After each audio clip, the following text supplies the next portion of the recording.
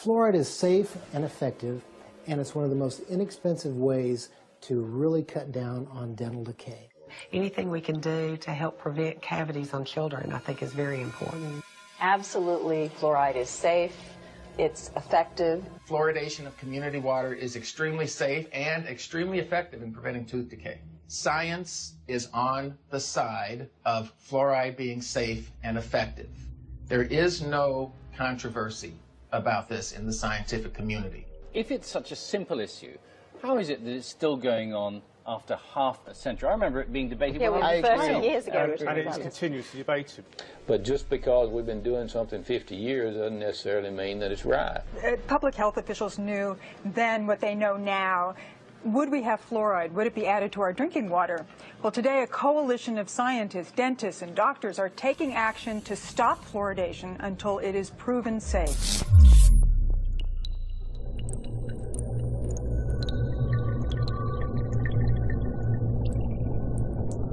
As I began my quest looking into the history of fluoride, I found what seemed to be a tangled web of information. While we agree that there are a number of different players in this game and paths to explore regarding the history on fluoride, for the sake of time, we will attempt to be as concise as possible. In the last part of the 18th century, a new kind of revolution was taking hold of the modern world. This was not a political, social, or cultural revolution. This was an economic revolution, and unfortunately for us, the byproducts were some of the most toxic pollutants humanity had ever seen. And one of the most venomous pollutants of them all was fluoride. By 1930, the aluminum industry was the biggest polluter of fluoride. In America, only one company was in the aluminum business. The Aluminum Company of America, otherwise known as Alcoa. Ironically enough, during that time, the U.S. Public Health Services was under the direct jurisdiction of the U.S. Treasury Secretary Andrew W. Mellon. It just so happened that Mellon was a founder and major stockholder of Alcoa. He was also the founder of the Mellon Institution, an industry-funded research institute that was notorious for giving industry the scientific data it needed to defend itself. The Mellon Institute published some of the key evidence that supported the effectiveness of fluoride in fighting tooth decay. It was Dr. Gerald Cox, who also worked at the Mellon Institute, that made the first proposal to artificially fluoridate our public water supplies. Although widely debated, the official human experiments began in Grand Rapids, Michigan on January 25, 1945, as they were the first to publicly fluoridate their water supply. Most people in America are persuaded that everybody fluoridates their water, and if you're living in a town like Albany or Long Island or Ithaca or somewhere, but the vast majority of the population of the world does not drink fluoridated water. Most of the countries do not fluoridate their water, only about 30. The countries now that have banned the use of fluoride, China, Austria, Belgium, Finland, Germany, Denmark, Norway, Sweden, the Netherlands, Hungary, and Japan. All these countries have said that fluoride, number one, is ineffective and toxic and should not be used. We are still using it. There's something wrong here.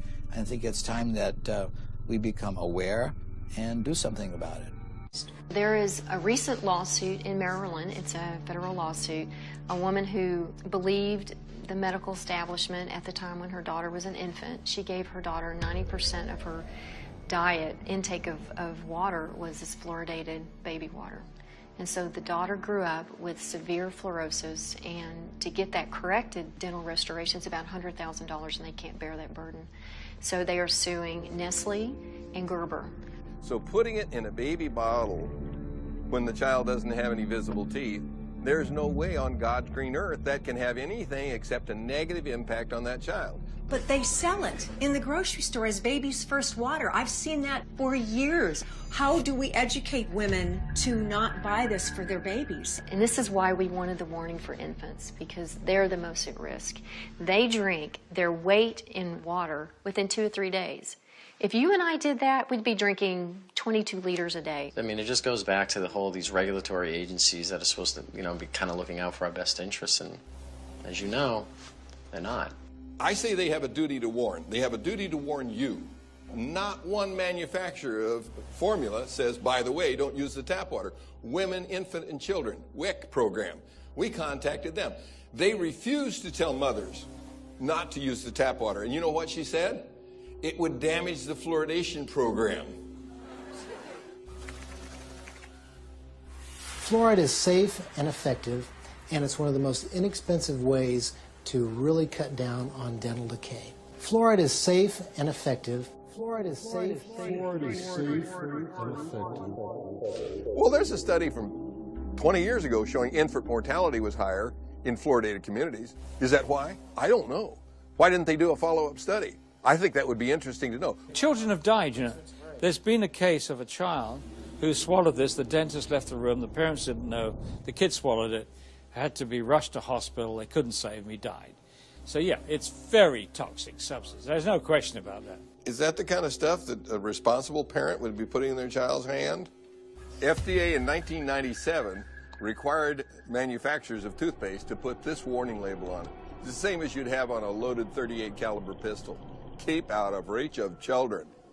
And only use a little pea-sized amount, which is about the same amount that would be in a bottle of water. And if that amount is swallowed, call the Poison Control Center or seek professional help immediately. So if I drink a bottle of water, should I call the Poison Control Center too? This is just insane. So this is what two different organizations say. One says, don't swallow it. Why did they put that on there? They put that on there because there were 10,000 calls a year to the Poison Control Centers from children made ill by swallowed toothpaste. 10,000 calls, and you know for every call there's 5 that didn't call. And there are only Poison Control Centers in half the states. So that means 100,000 children are made ill by swallowed toothpaste. It's insane to put a deadly poison in a child's hand and say, go brush and be sure and spit out, Johnny. Fluoride has been a slow process of introduction into the dental profession where it's commonplace for us to consider fluoride as the thing to do to help decay. Well, we now know, statistics have shown us, that fluoride is not working. It's very toxic to you and can cause everything from cancer to depression. So, yeah, it's a serious issue.